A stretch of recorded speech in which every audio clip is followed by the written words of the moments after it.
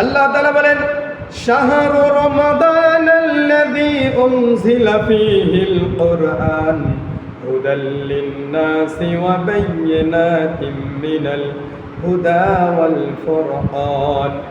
আমি আল্লাহ রাব্বুল আলামিন পবিত্র মাহে রমজানে এই কোরআনুল কারীমটা নাযিল করে দিয়েছি। এই কোরআনটা হলো হিদায়াতের বাণী হিসেবে, বলুন সুবহানাল্লাহ।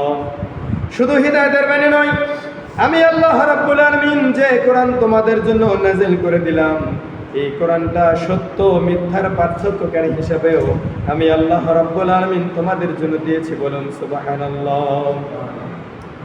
আল্লাহর নবী হযরত মুহাম্মদ মুস্তাফা সাল্লাল্লাহু আলাইহি ওয়াসাল্লাম সুন্দর করে ঘোষণা করে দিলেন, ইযা কানা আউয়ালু লাইলাতিন মিন শুধু তাই নয়, রমাদান ওয়া মারাদাতুল জিন্নি ওয়া গুল্লিকাত আবওয়াবুন নার।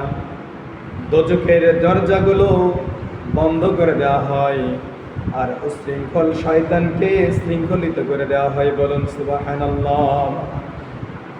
ফালাম ইফতাহ মিনহা বাবুন ওয়া ফুতিহাতি আবওয়াবুল জান্নাহ ফালাম ইউগলাক মিনহা বাবা। আল্লাহ রাব্বুল আলামিন রাসূল ঘোষণা করে দিয়েছেন, যখন পবিত্র মাহে রমজান আসে, আমি আল্লাহ রাব্বুল আলামিন জান্নাতের দরজাগুলো ওপেন করে দেন, বলুন সুবহানাল্লাহ। তাহলে জান্নাতের দরজাগুলো কি করে দেয়? খুলে দেয়, ওপেন করে দেয়। এইটা রমজানের শেষ পর্যন্ত আর কখনো বন্ধ করা হয় না। আর জাহান্নামের দরজাগুলো বন্ধ করে দেওয়া হয় রমজান শেষ হওয়া পর্যন্ত, সেটা বন্ধ করেই থাকে, আর খুলে দেওয়া হয় না, বলুন সুবহানাল্লাহ। তাহলে এত বড় নিয়ামত আল্লাহ রাব্বুল আলামিন এই পবিত্র রমজান মাসে আমাদের জন্য নাযিল করে দিয়েছেন, বলুন সুবহানাল্লাহ। শুধু তাই নয়, আল্লাহ রাসূল ঘোষণা করে দিলেন, যদি কোনো আদম সন্তান এই পবিত্র মাহে রমজানের কোরআনুল কারীমের একটা আয়াত তেলাওয়াত করে, ওই একটা আয়াতের বিনিময়ে ওই ব্যক্তির আমলনামায় 10টা করে নেকি দান করা হয় অন্য সময়।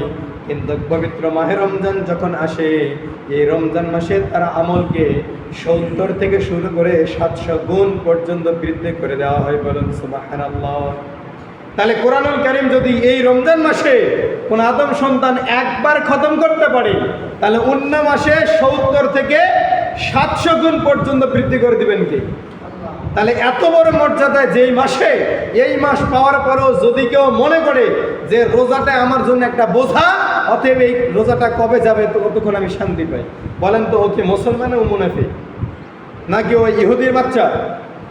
যদিও সে আগাকাটা মুসলমান হয়, নামধারী মুসলমান হয়, কিন্তু আল্লাহ তাআলার কাছে ওই মুসলমানের কোনো দাম থাকবে? কখনো থাকবে না। আল্লাহ রাসূল ঘোষণা করে দিয়েছেন, রোজাদার ব্যক্তিদের জন্য আমার কাছে সৌভাগ্য, আমার কাছে আনন্দের বিষয় হলো 2টা, বলুন সুবহানাল্লাহ। কয়টা আনন্দের বিষয়? 2টা আনন্দের বিষয়। যদি কোনো আদম সন্তান আল্লাহকে রাজি খুশি করার জন্য যদি রোজা রাখতে পারে, ওই রোজা রাখা অবস্থায় ইফতারির সম্মুখে নিয়ে, হরেক রকম ইফতারি নিয়ে সে ওই আল্লাহর আদেশের অপেক্ষায় দণ্ডায়মান, ওই সময় আল্লাহর একদল ফেরেশতা ওই সব ব্যক্তিদের, রোজাদার ব্যক্তিদেরকে দেখার পরে আল্লাহর কাছে ফরিয়াদ জানায়, ইয়া রাব্বুল আলামিন, তোমার বান্দারা হরেক রকম ইফতারি নিয়ে সামনে বসে আছে কিন্তু খায় না, কারণটা কি? তখন আল্লাহ রাব্বুল আলামিন গর্ববোধ করে ওই সকল ঈমানদারদের জন্য, ওই সকল রোজাদার ব্যক্তিদের জন্য গর্ববোধ করে আল্লাহ তাআলা বলেন, হে আমার ফেরেশতারা, তোমরা দেখো আমার অগণিত মুসলমান ঈমানদার বান্দারা, তারা হরেক রকম ইফতারি নিয়ে আমার সময়ের অপেক্ষায় বসে আছে। এর কারণ হলো এখনো মাগরিবের ওয়াক্ত হয় নাই, এখনো ইফতারি খাওয়ার সময় হয় নাই। অতএব তোমরা দেখো, এই সকল বান্দাদেরকে আমি এই কারণে সৃষ্টি করেছি, তারা একমাত্র আমার গোলামি অর্জন করার জন্য, আমার দাসত্ব অর্জন করার জন্য, আমার দায়িত্ব পালন করার কারণে ওই সকল ব্যক্তিরা এখন ইফতার করে নাই, অথচ ইফতারি নিয়ে সামনে বসে আছে, বলুন সুবহানাল্লাহ। এই কারণে আল্লাহ রাসূল ঘোষণা করে দিয়েছেন, রোজাদার ব্যক্তিদের জন্য হলো আনন্দ 2টা। একটা পৃথিবীতে যদি কোনো আদম সন্তান ইফতারি সামনে নিয়ে আল্লাহর কাছে ফরিয়াদ জানাতে পারে, আল্লাহ রাব্বুল আলামিন সঙ্গে সঙ্গে তার ফরিয়াদটা কবুল করে নেন। বলুন সুবহানাল্লাহ। ইফতারির সময় যদি কোনো আদম সন্তান আল্লাহর কাছে যেটা চাবে সেটাই আল্লাহ দেওয়ার জন্য প্রস্তুত। কারণ এই রমজান মাসে রোজা অবস্থায় যদি আল্লাহর কাছে কোনো কিছু চাওয়া হয়, আল্লাহ রাব্বুল আলামিন সেইটা ফিরে দিতে লজ্জা বোধ করে। বলুন সুবহানাল্লাহ।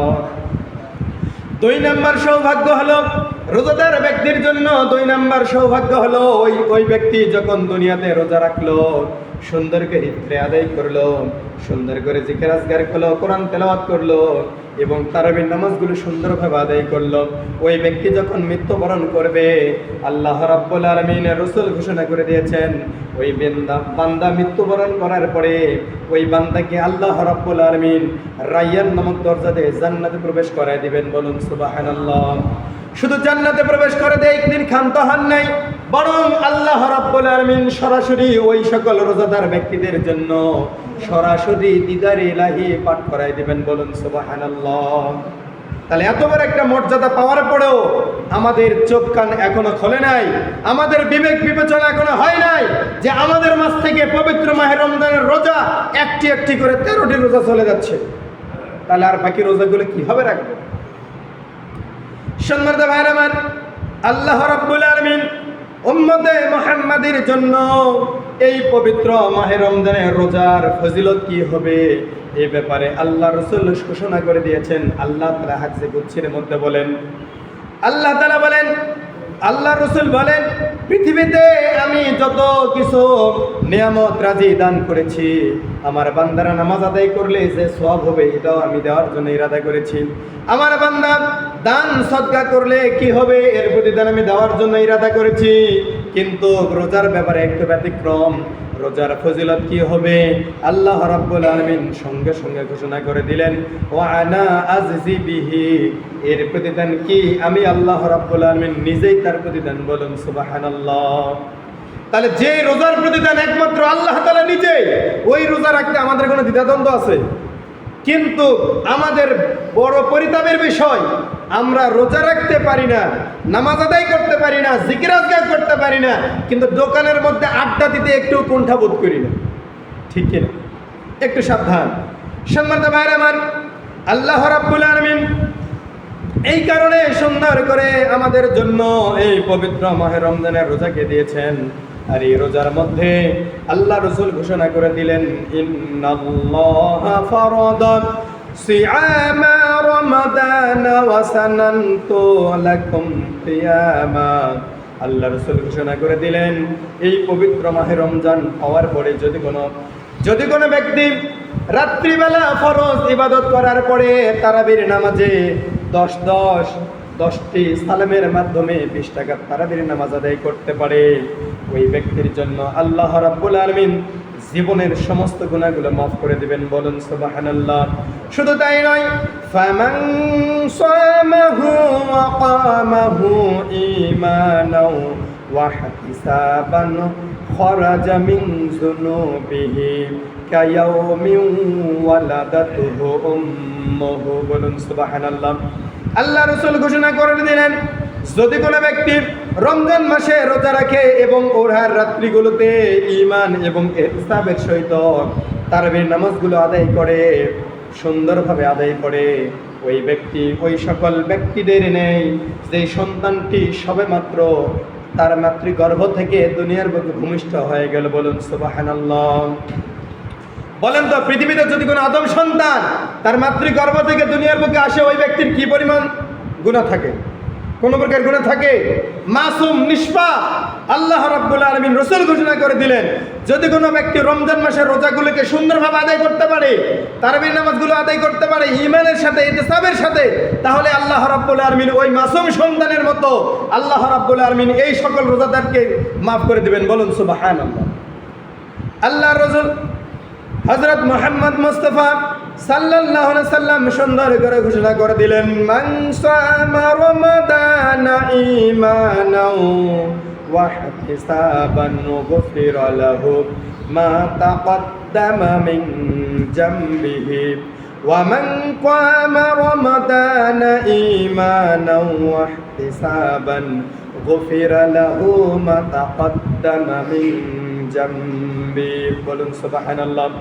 আল্লাহ রাসূল ঘোষণা করে দিলেন, যদি কোনো ব্যক্তি ঈমানের সাথে ইহতিসাবের সাথে পবিত্র মাহে রমজানের রোজাগুলো রাখে, ওই ব্যক্তির অতীত জীবনের সমস্ত গুনাহগুলো আল্লাহ রাব্বুল আলামিন মাফ করে দিবেন। বলুন সুবহানাল্লাহ।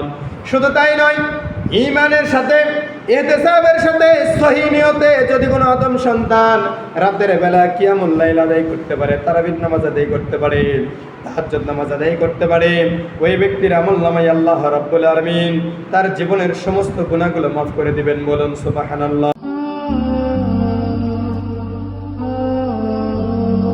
Al Iqra TV